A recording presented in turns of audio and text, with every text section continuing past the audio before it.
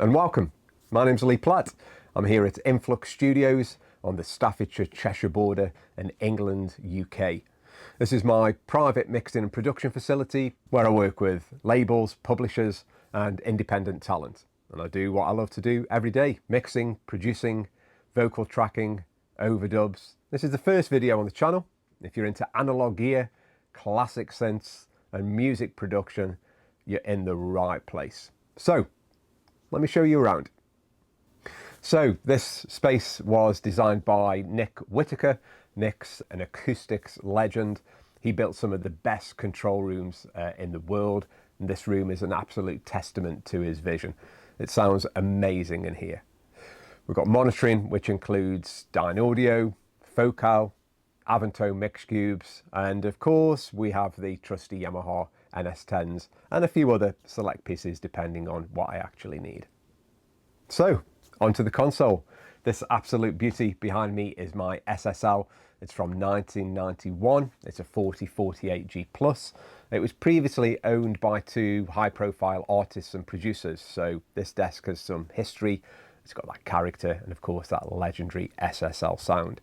And there's just something about working on a console like this that it can't be really replicated in the box, in my own personal opinion. The EQ, the summing, the sound of the buses, it's absolutely still the gold standard for mixing. So onto outboard and effects. All of the outboard gear here has been handpicked for one reason and one reason alone. And that's to make a record sound like a record should. We've got a great combination of equipment here from Neve and API, Yuri, Chandler, Pultec, Focusrite, you name it. It's a mixing engineer's dream.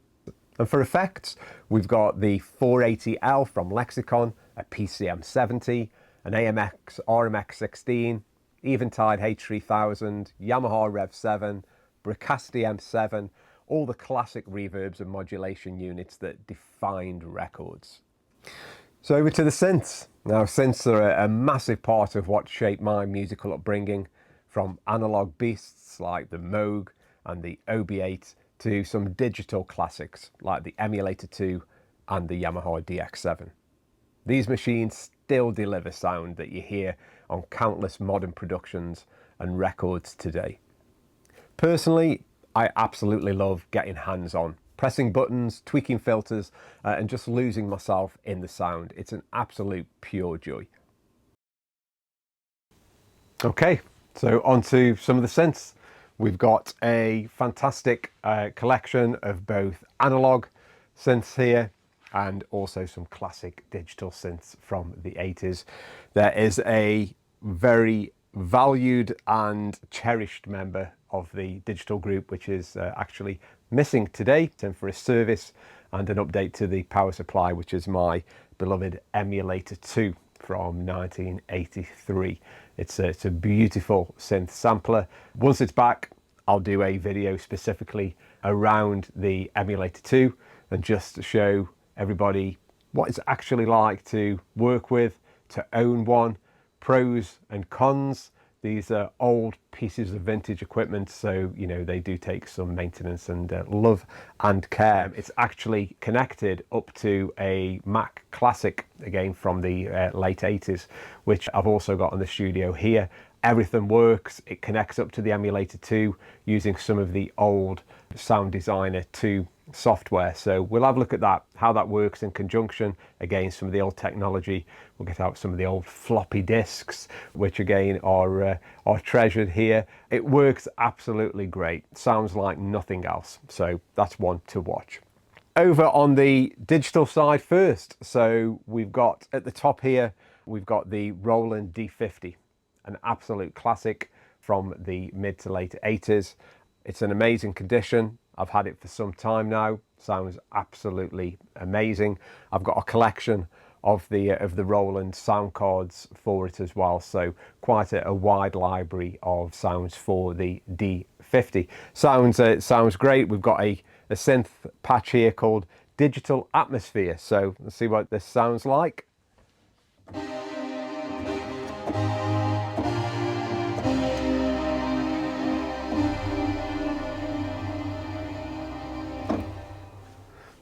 Great patch. Sounds like the 80s should, I think.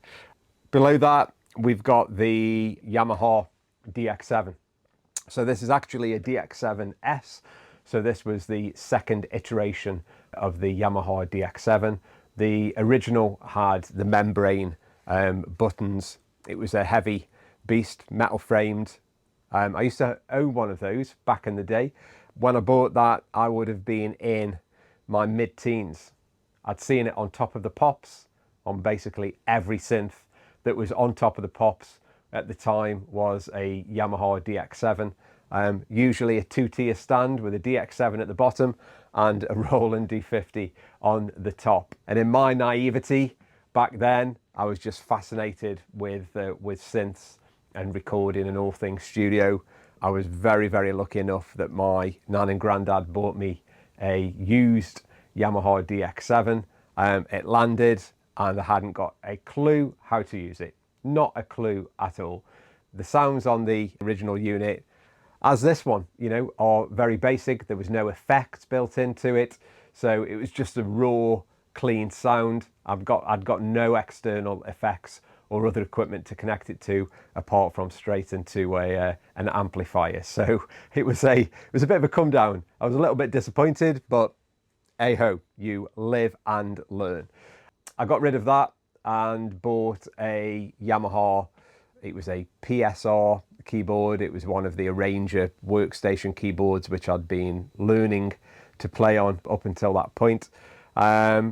Anyway, good or bad, it went to another owner. Later on though, I was building up my synth collection. I needed a DX7, but I went for this one. So this is a second iteration. It's the DX7S. Basically sounds the same. It's probably a little bit cleaner on this one, higher bit rate. But the keybed action is the same. The buttons are not membrane, they're actually push buttons. But again, you know, it's got some of the classic sounds. So particular one on this at the moment is called Hard Bass. Let's have a quick listen at what that sounds like.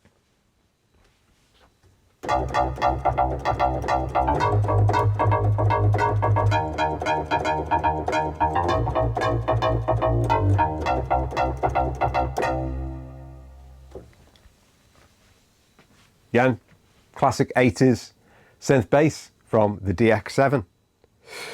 Below that, another one from the late 80s, another classic, the 3 in a row. This is a Korg M1 from 1988-89. It's an absolute beast. Back in the day, it was all over everything. It was the first proper musical workstation that had the sounds, which at the day sounded absolutely incredible. It's got a built-in effects engine, which again, some of the effects are superb.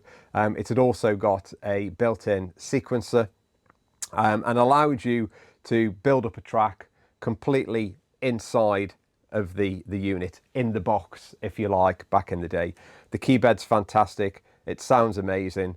As I say, it was used on absolutely everything in the late 80s and moving into the 90s. It's the best-selling workstation, one of the best-selling synths of all time, just behind the DX7. So, classic patches, which is the one on here at the moment. It's the piano 8-foot patch. So you'll recognise this.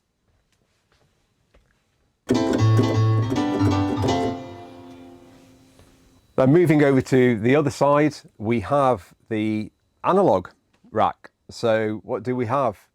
Again, some of the main sort of classics as you would expect in any high-end studio. So we've got the Moog Model D. This is actually the latest recreation of the Model D by Moog. It's in a beautiful case. It's got this sort of walnut, dark walnut wood casing on it, which is absolutely beautiful. The keybed feels amazing. Of course, it's based on the original Moog back from the 70s, so the layout is exactly the same. The filters and all of the internals are based upon the same technology, so it sounds absolutely amazing. A couple of extra bits on this one that you didn't get on the original, but from a player's perspective, and somebody that likes to get hands-on with their analog gear, it's an absolute classic. So again, great for lead sounds, particularly well known for for bass sounds. So let's have a listen at this one.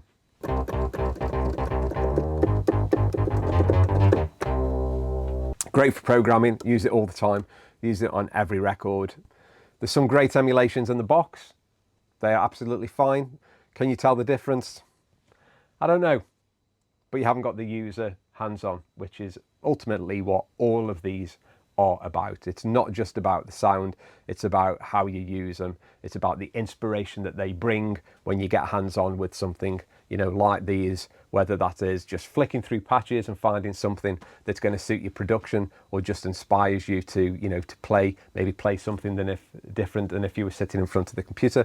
And also, you know, with the analogs, again, you've got a hands-on approach, so you can, you know, you can really shape the sound into something that is right again for your production, or something just to inspire you, which can't be a bad thing.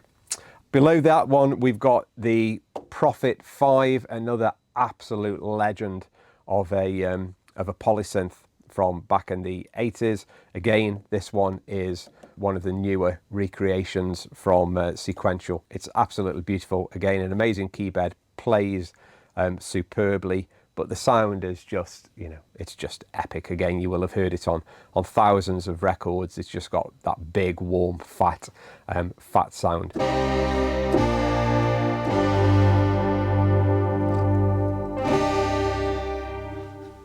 Beautiful thing, it really is.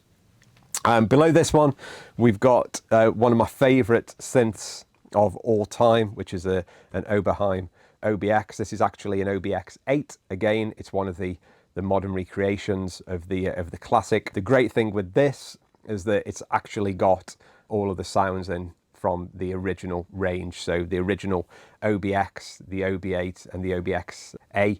And again, the keyboard is awesome. It plays amazing and just sounds like nothing else. Nothing in the box I've ever come across that actually sounds like this. Absolutely awesome thing. Again, full hands-on. You've got the ability to store all your sounds in your presets, so it's absolutely fantastic. And then below that, last but by no means least, we've got another classic synth. This is my Juno 106. It's of course it's original Juno 106. They haven't done a recreation, or a proper one anyway, of this.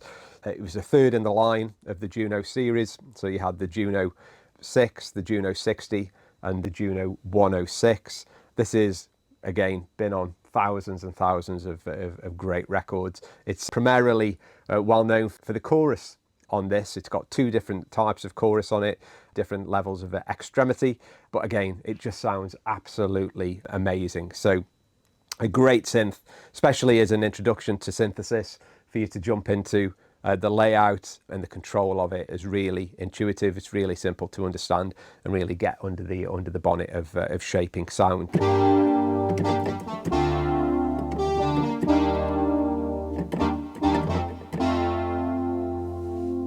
There we have it. There's the rack. Oh, don't forget,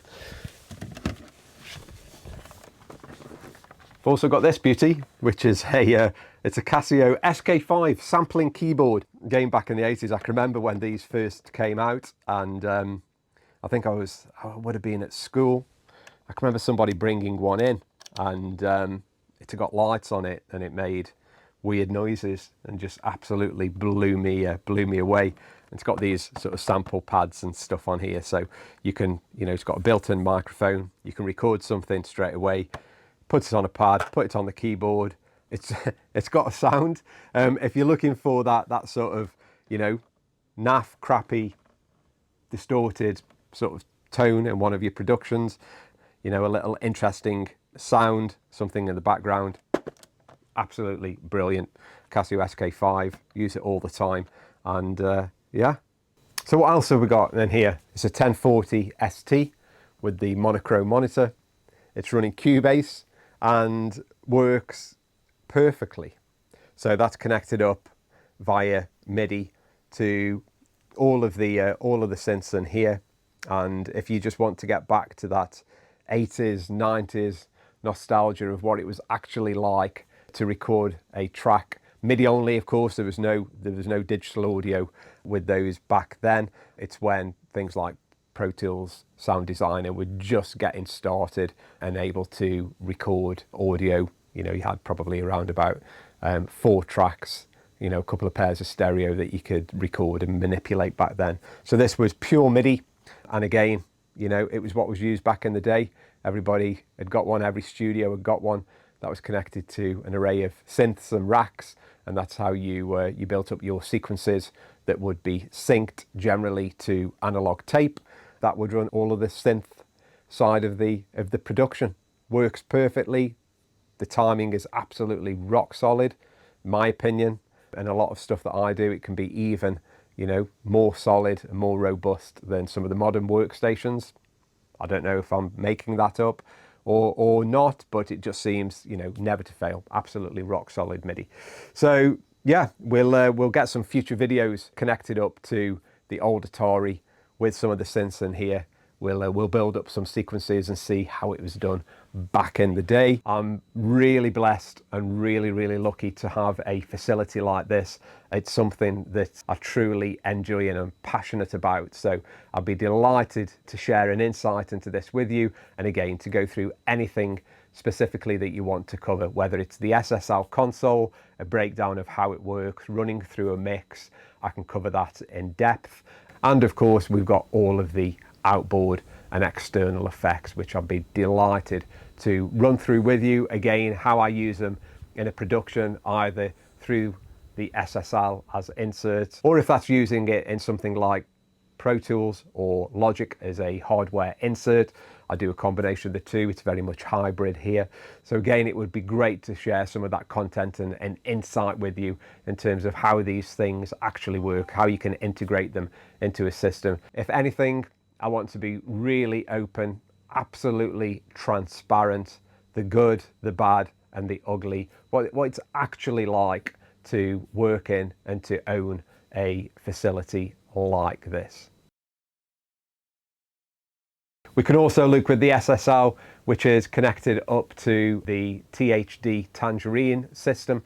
It's an amazing system. It's something that I'd like to share on some of the content to show you guys how you can take the SSL in a modern workflow, get all of the automation of the SSL connected up to Logic or to Pro Tools, and how that works to record all of the automation moves, but have them stored in one place in the box with your project and not relying on an external computer and automation for the SSL. It's really brought it into the 21st century, and it just allows it to work like any other type of controller would, but it's a real SSL.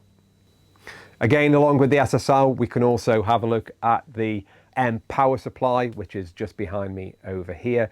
It's a game changer in terms of the power consumption and the noise floor for something like a large format SSL console. It's actually designed and made by Malcolm Toft, who's an engineer and an absolute legend in the game. He makes the M power supply here in the UK. It's absolutely superb. The power consumption is fractional compared to the original power supplies for the SSL, of which many are broken. They're very difficult to find parts for. They cost an absolute fortune to run and would need to be housed in their own air-conditioned machine room. With the new modern power supplies, they're virtually silent. They use virtually no power, and also they are mega stable. So in terms of the power rails to the board and the noise floor, absolute game changer. So again, be delighted to give a bit of insight and to show you some of that and how it all works in here, joined up with the SSL in my studio, Influx Studios, here on the Staffordshire-Cheshire border in England, UK. For writing and production, I mainly use Logic. It's fast and it's fluid, something that I've been using pre-Logic back in the old eMagic Notator days, for those that might remember that. For recording and mixing, I'm jumping into Pro Tools and using that connected to the SSL for that hybrid workflow. It just really gives me the flexibility that I need and that analog mojo. So, coming to the end of this very first video, I'm looking to do walkthroughs, mix breakdowns, cover some synth history, do some tutorials, anything that you really want to see. So a call to action, please do let me know in the comments what you'd love for me to cover, whether that's specific pieces of gear, plugins versus hardware comparisons, any synth demos, or just a complete mix session. And please do like, subscribe, and hit that bell icon for more content. There's lots more coming soon from here at Influx Studios, so I'll see you in the next one.